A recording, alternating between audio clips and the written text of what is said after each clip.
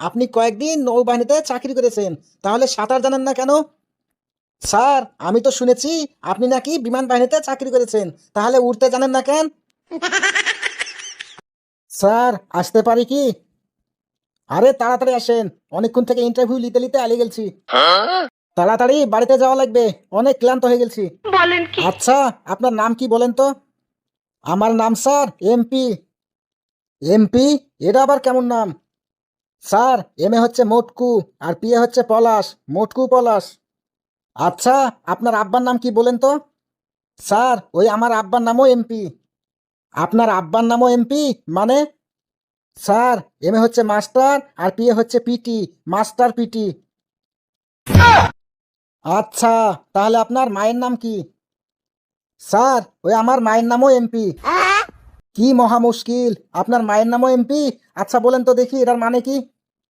Sir, M A হচ্ছে মমতাজ, আর P A হচ্ছে পাগলি, মমতাজ পাগলি। কি আজব ব্যাপার, সবই তো দেখছি এমপির দল।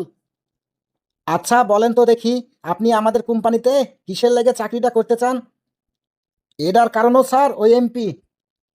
মানে? স্যার, এম এ হচ্ছে মানি, আর পি এ হচ্ছে প্রবলেম, মানি প্রবলেম। আচ্ছা, আপনার বয়স কত বলেন তো? আমার বয়স এমপি। আপনার বয়স এমপি মানে? স্যার, এম এ হচ্ছে মাত্র, আর পি এ হচ্ছে 25, আমার বয়স মাত্র 25। আচ্ছা, আপনি কি পাশ করেছেন? আমি স্যার এমপি পাশ করেছি। MP pass? এর আবার কোন ডিগ্রি, আমাকে একটু বুঝে বলেন তো। আরে স্যার, এম এ হচ্ছে ম্যাট্রিক, আর পি এ হচ্ছে পাস, আমি ম্যাট্রিক পাস। আচ্ছা, আপনার এলাকার নাম কি? এলাকার নামও স্যার এমপি? আমি তো কিছুই বুঝতে পারছি না, একটু খুলে বলেন তো। স্যার, এম এ হচ্ছে মদন, আর পি এ হচ্ছে পুর, আমার গ্রামের নাম মদনপুর। এই, আপনি এখান থেকে তাড়াতাড়ি বের হন তো, আপনার চাকরি হবে না। কেন স্যার, কি জন্য আমার চাকরি হবে না? কারণ আপনার মাথায় এমপি। এমপি? আমার মাথায় এমপি কেন স্যার? এমপি মানে এম এ হচ্ছে মেন্টাল, পি এ হচ্ছে পেশেন্ট, মেন্টাল পেশেন্ট। আপনি একজন মেন্টাল পেশেন্ট। প্লিজ করে বলছি স্যার, আমাকে এই চাকরি থেকে বাহির করে দিয়ে না। এতক্ষণ তো আপনার সাথে আমি ফাজলামি করছিলাম। শোনো বেটা নগেন, সব জায়গায় ফাজলামি চলে না, এটা হচ্ছে ভাই ভাবর। ঠিক আছে, এখন যেগুলা ধরবো, যদি সঠিক উত্তর দিতে পারো তাহলে তোমার চাকরি হবে, আর না হলে হবে না।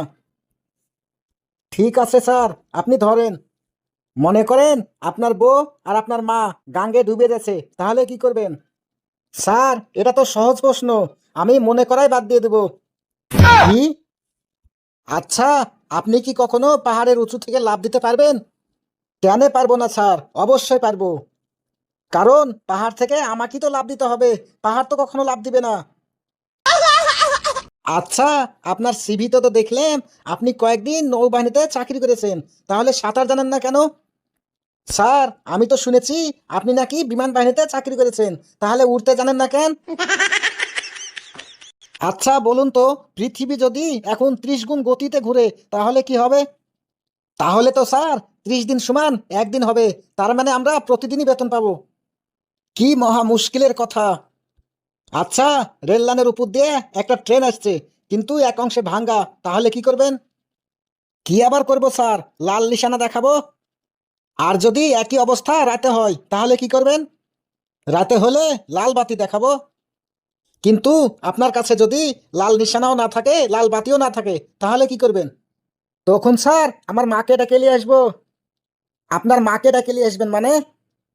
আমার মায়ের তো স্যার অনেক বয়স হয়ে গেছে, তার ট্রেন অ্যাক্সিডেন্ট দেখার খুব শখ। তখন আমরা মা বাটা মিলে দাঁড়িয়ে থেকে ট্রেন অ্যাক্সিডেন্ট দেখবো। কি বললেন, ট্রেন অ্যাক্সিডেন্ট দেখবেন? আপনি এখান থেকে জানতো, আপনার কোনো চাকরি হবে না আমাদের এই অফিসে। কেন স্যার, আমার চাকরি হবে না কেন? কারণ আপনার মাথায় সমস্যা আছে, আগে ডাক্তার দেখান, তারপরে ইন্টারভিউ দিয়েন। আমার ভুল হয়েছে, ক্ষমা করে দেন।